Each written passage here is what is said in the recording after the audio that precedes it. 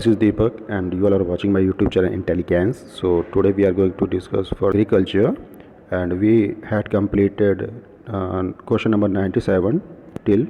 So now it's turn to move another question, right? So today we are going to start a question 98. Okay, so let's start the video.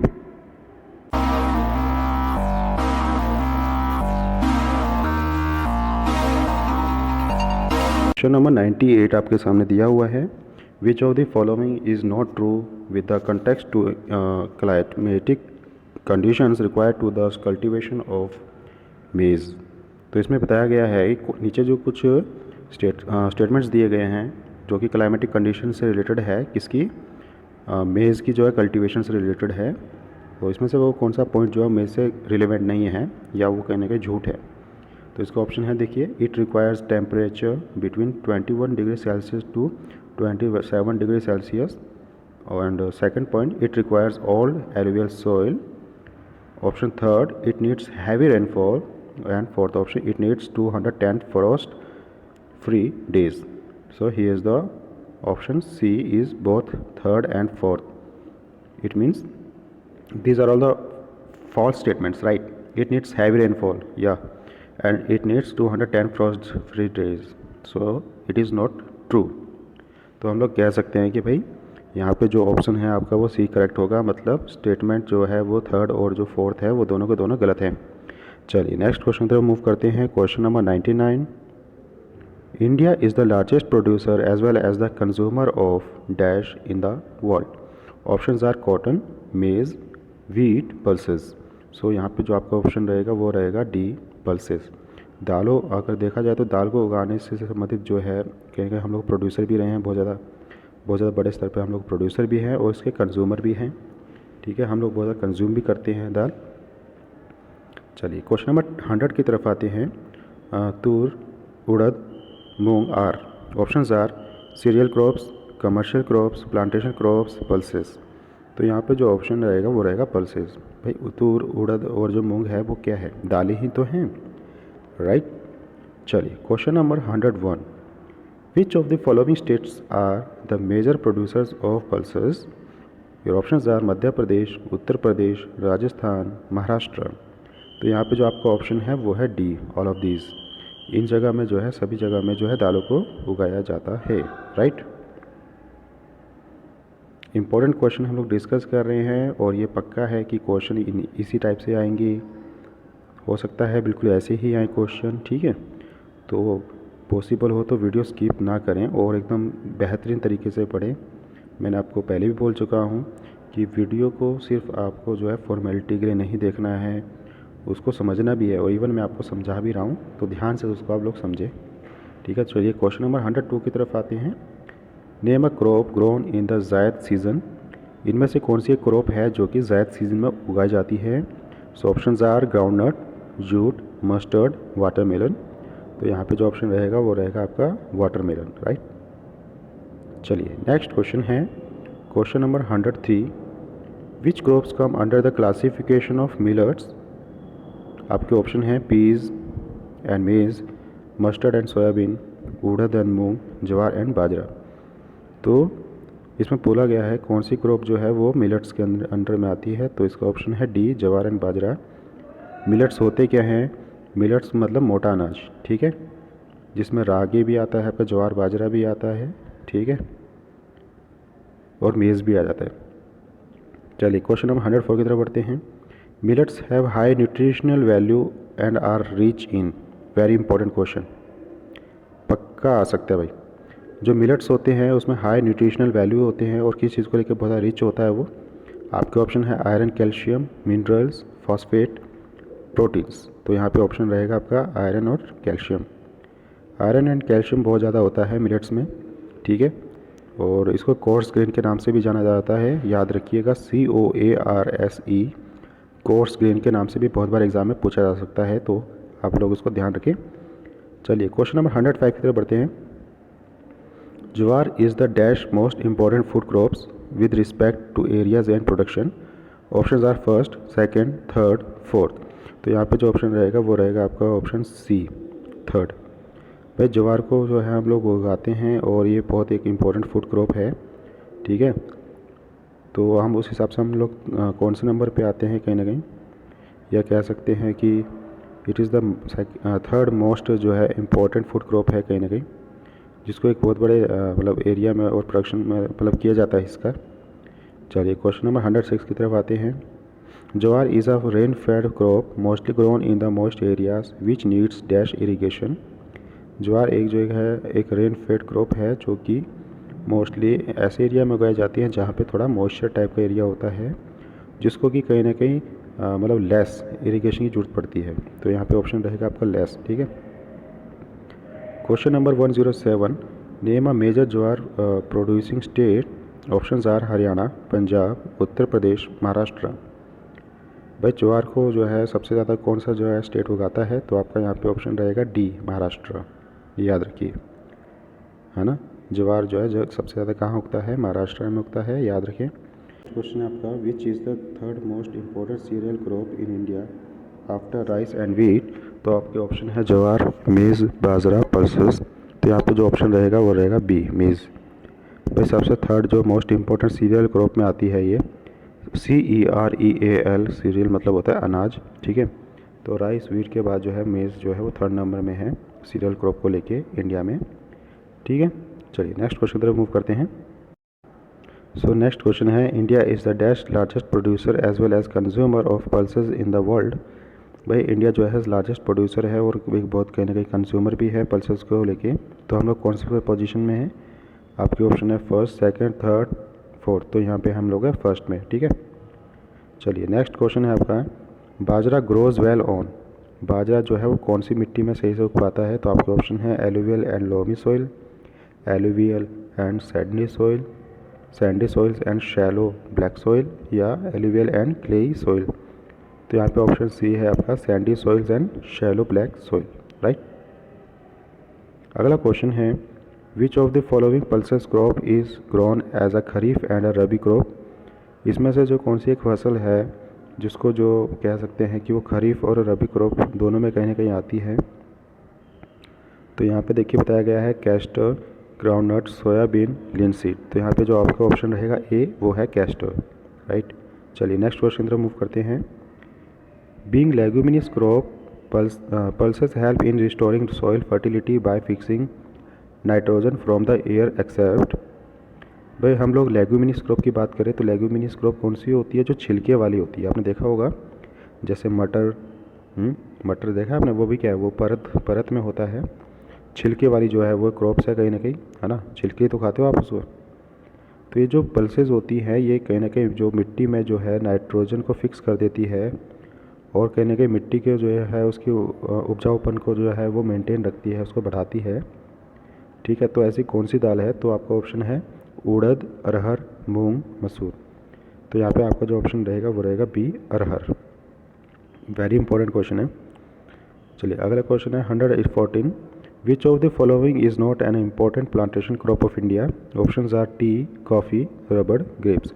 तो यहाँ पे है grapes, ठीक है। चलिए next question है, which of the following is true with reference to the climatic conditions required for the cultivation of sugar cane.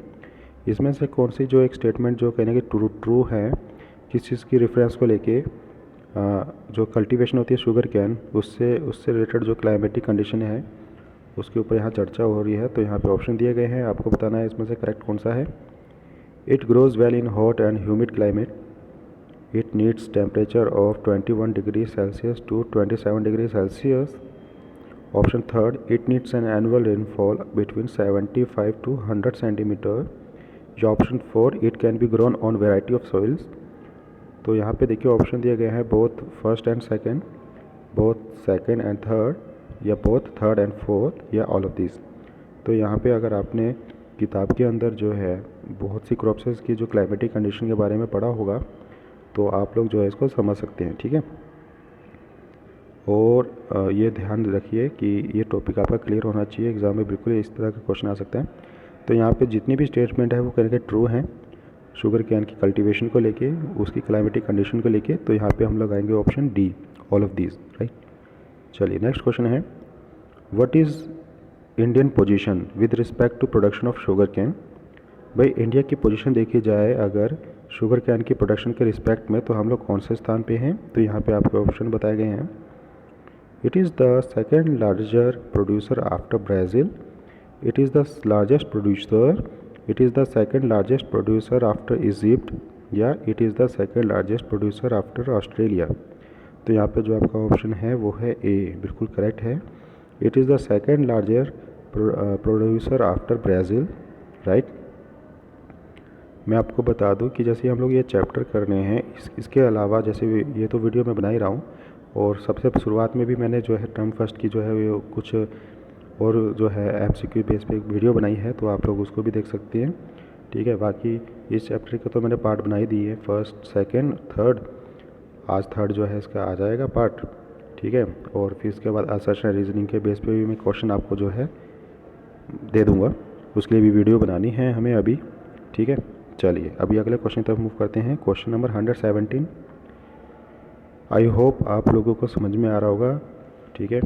और कहीं दिक्कत हो तो आप जो है मुझे कमेंट भी कर सकते हैं। चलिए, विच of the following is the largest producer of oil seeds in the world.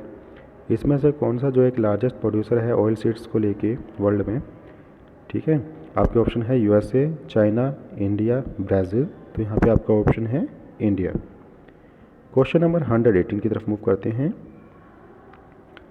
Which of the following is the major oil seeds produced in India.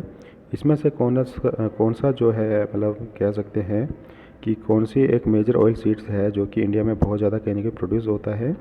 तो आपका ऑप्शन है soybean, castor seeds, coconut, groundnut. तो यहाँ पे आपका option D रहेगा groundnut, right.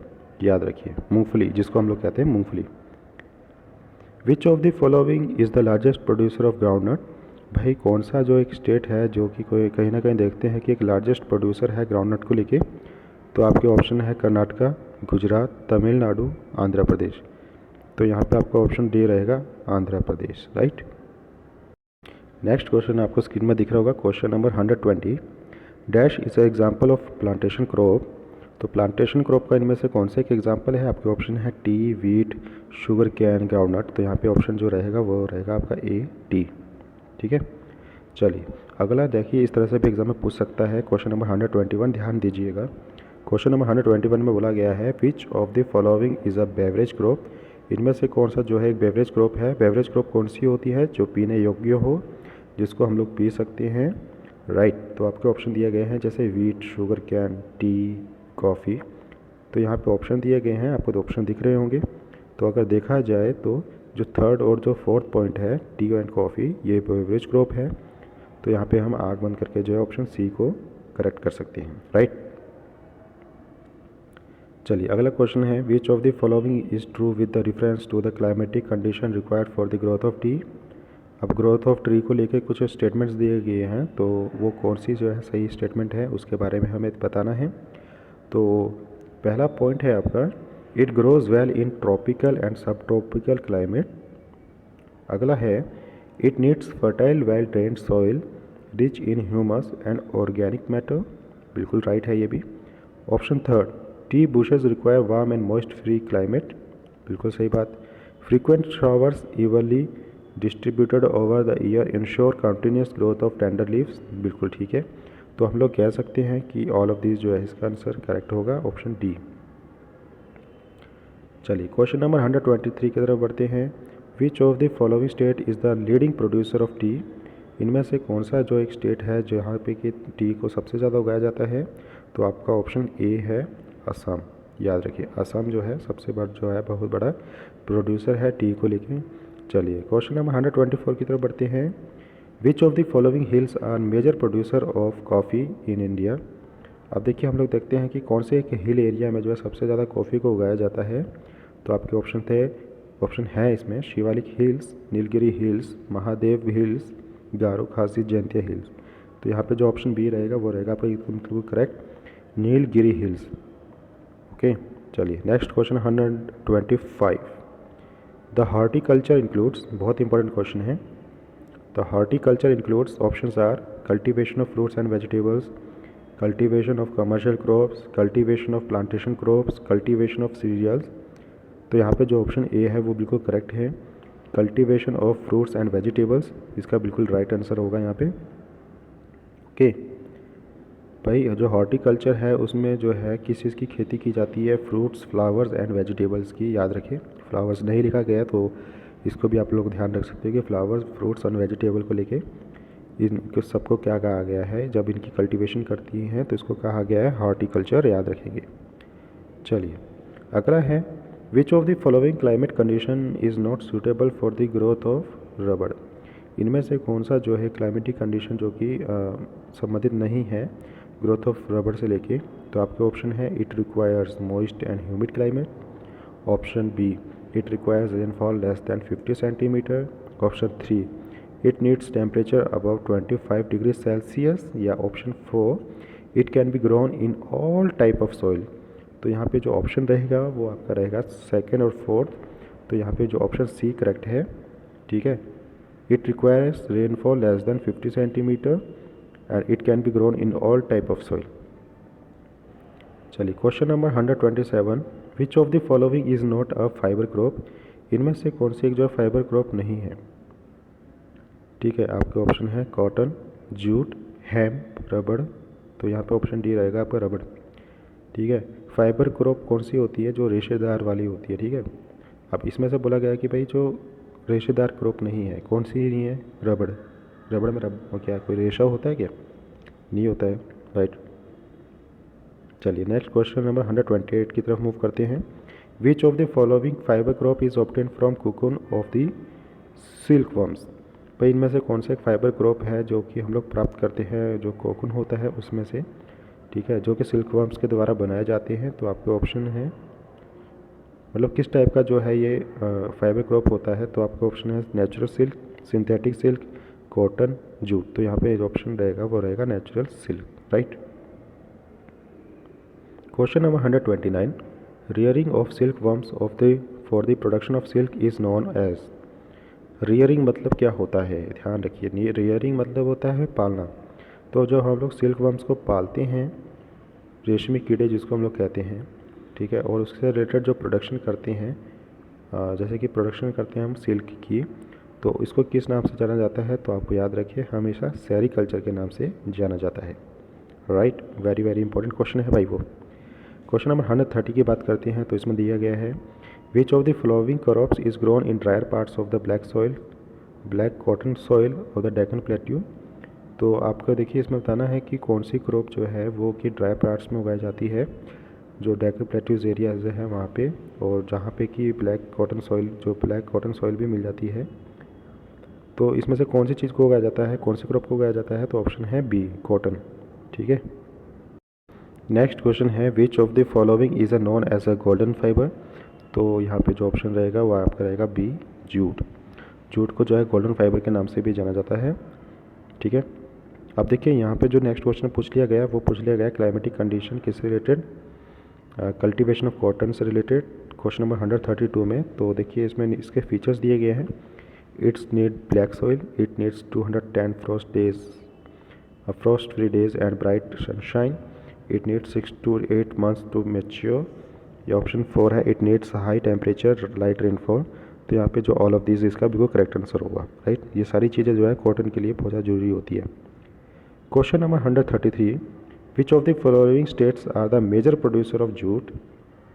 तो अभी हम डायरेक्टली आंसर की तरफ बढ़ रहे हैं क्योंकि टाइम बहुत ज़्यादा हो रहा है और वीडियो ज़्यादा लंबी हो रही है, इसलिए तो थोड़ा शॉर्टकट मारते हैं। तो यहाँ पे जो ऑप्शन रहेगा वो आपका रहेगा वेस्ट बंगाल, बिहार एंड असम। तो ऑप्शन ए, ये मेजर प्रोड्यूसर जो है वो स्टेट है जूट को, जो कि बहुत ज़्यादा उगाते हैं। Question number 134, name the important plantation crop.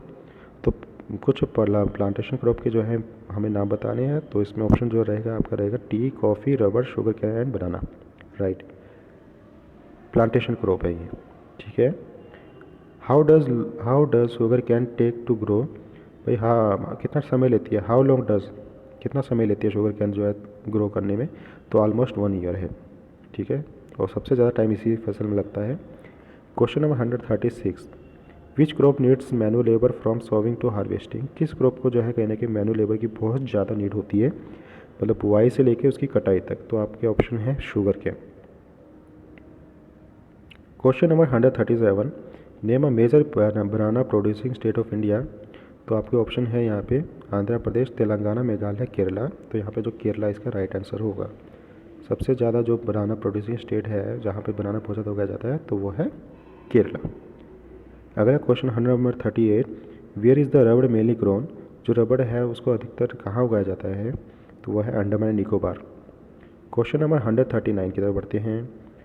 In 2016 India was the dash largest producer of fruits and vegetable in the world. तो हम लोग है सेकंड पोजीशन में अकॉर्डिंग टू 2016 के according. Question number 140, given below are some geographical condition required for the growth of tree crops in India except one. India it found. तो यहाँ पे देखिए हम लोग जो है बात करते हैं कि भाई ऑप्शन ए है T is labour intensive industry, it requires warm and moist frost free climate all through the year, it grows well in tropical and subtropical climates, it is beverage crop introduced by the Portuguese in India। तो यहाँ पे जो option D रहेगा, it is a beverage crop introduced by the Portuguese in India, it is the correct answer. Question number 141, arrange the following in the correct sequence. Options are sugar, transport, grocery item, sugar cane. इस तरह से आपको exam में आ सकता है कि correct sequence में लगाइए चीज़ों को। तो देखिए इसमें पहला जो आपका आएगा फोर्थ वाला पॉइंट शुगर कैन, फिर उसके बाद आएगा शुगर कैन से शुगर बनी, फिर उसको ट्रांसपोर्ट किया गया, फिर वो ग्रोसरी आइटम के तौर पे जो है मार्केट में पहुंच गई, राइट। तो इस तरह से अरेंजमेंट वाले भी और मतलब करेक्ट सीक्वेंस वाले जो है वो एग्ज़ाम में पूछे जाते हैं क्वेश्चन। तो इसके लिए भी आप लोग तैयार रहें, आपको एक प्रोसेस पता होना चाहिए। अगला क्वेश्चन नंबर है 142, which one of following is the announced by the government is a support of a crop. Government के द्वारा घोषणा की गई है क्रॉप की जो है सपोर्ट के लिए, तो वो क्या है, ठीक है। तो यहाँ पे आपका ऑप्शन है maximum support price, minimum support price, moderate support price, influential support price. तो यहाँ पे है एमएसपी, मिनिमम सपोर्ट प्राइस। इसको एमएसपी के नाम से भी जाना जाता है, याद रखें, वेरी वेरी इंपॉर्टेंट क्वेश्चन। जब किसान जब खेतों में अपनी जो है फसल बोता है तो उस समय ही गवर्नमेंट जो है इनके प्राइस को डिटरमाइन कर देती है। इसी को ही कहा गया है मिनिमम सपोर्ट प्राइस, ठीक है, कि कम से कम उतने दाम तो उनको मिलेंगे ही, ठीक है। चलिए अगले क्वेश्चन पे बढ़ते हैं। नेक्स्ट क्वेश्चन है which of the following was the main focus of our first 5 year plan. जो पहली पंचवर्षीय योजना थी, फर्स्ट 5 ईयर प्लान था, उसमें मेन फोकस किस बात पे रहा। तो यहाँ पे आपका ऑप्शन रहेगा लैंड रिफॉर्म्स। लैंड रिफॉर्म मतलब भूमि सुधार के ऊपर सबसे ज़्यादा जो है जोर डाला गया था, याद रखिए आप लोग। अगला question number 144, who was declared as a spiritual heir of Gandhi ji. तो आपके ऑप्शन है सुभाष चंद्र बोस, जवाहरलाल नेहरू, विनोबा भावे, सरदार पटेल। तो यहाँ पे ऑप्शन सी रहेगा आपका विनोबा भावे, ठीक है। चलिए नेक्स्ट क्वेश्चन नंबर है 145, dash is a scheme introduced by the government of India for the benefits of the farmers. भाई एक स्कीम, एक प्लान को इंट्रोड्यूस किया गया है गवर्नमेंट ऑफ इंडिया के द्वारा ताकि जो है वो फार्मर को ज़्यादा से ज़्यादा बेनिफिट मिल सके। तो यहाँ पे आपका ऑप्शन है किसान क्रेडिट कार्ड, मुद्रा योजना, फार्मर स्कीम, जन धन योजना। तो यहाँ पे जो आपका ऑप्शन ए रहेगा वो रहेगा बिल्कुल करेक्ट, किसान क्रेडिट कार्ड। किसान क्रेडिट कार्ड जिसको हम लोग केसीसी भी बोलते हैं, ठीक है। एग्ज़ाम में बहुत बार केसीसी के नाम से भी पूछा जाता है, तो कंफ्यूज ना हो आप। या बहुत बार हो सकता है कि इसकी शॉर्ट फॉर्म पूछ ली जाए, शॉर्ट फॉर्म मतलब शॉर्ट फॉर्म दे दी जाएगी, पूछा जाए इसको इसका स्टैंड क्या है, what do you mean by this. तो इस तरह से भी एग्ज़ाम में पूछ सकता है examiner. Question number 146, with which of the following the major following the operation flood is operated. Options are green revolution, white revolution, blue revolution, industrial revolution. तो यहाँ पे जो करेक्ट आंसर रहेगा वो रहेगा आपका वाइट रेवोल्यूशन। आपको बता दिया जाए कि भाई जो ऑपरेशन फ्लड है उसको वाइट रेवोल्यूशन के नाम से भी जाना जाता है, ठीक है। चलिए नेक्स्ट क्वेश्चन नंबर है 147, genetic engineering is recognised as a powerful supplement in inventing new. जो जेनेटिक इंजीनियरिंग है उसको कहीं ना कहीं पहचान मिली है वो, और एक तरह से पावरफुल जो है वो सप्लीमेंट रहा है इन्वेंटिंग, जो नई जो आविष्कार किए जा रहे हैं उससे रिलेटेड। तो इसमें किया क्या जाता है, तो इसमें देखो जैसे कि एग्रीकल्चर टूल्स का जो है निर्माण किया जाता है, मॉडर्न मशीन बनाई जाती है, या हाइब्रिड वेराइटी ऑफ के प्लांट्स के या बनाए जाते हैं, या हाइब्रिड वैरायटी ऑफ सीड्स बनाए जाते हैं, तो हाई वैरायटी ऑफ सीड्स को बनाए जाते हैं। ठीक है, जेनेटिक इंजीनियरिंग में यही होता है कि जो भी बीज होता है उसमें कुछ जेनेटिकली चेंज कर दिए जाते हैं ताकि प्रोडक्शन ज़्यादा से ज़्यादा बेहतर हो सके। ठीक है, अगर आपको पता हो 9th क्लास में पढ़ा होगा आपने HYV seeds, high yielding variety of seeds, तो वो भी कहीं ना कहीं आपकी जेनेटिक इंजीनियरिंग का ही कह सकते हैं कि उसका ही एक परिणाम है। राइट, चलिए क्वेश्चन नंबर 148 की तरफ बढ़ते हैं। What is ICAR? तो ICAR की फुल फॉर्म क्या है आपको ध्यान रखना है, Indian council of agriculture and research.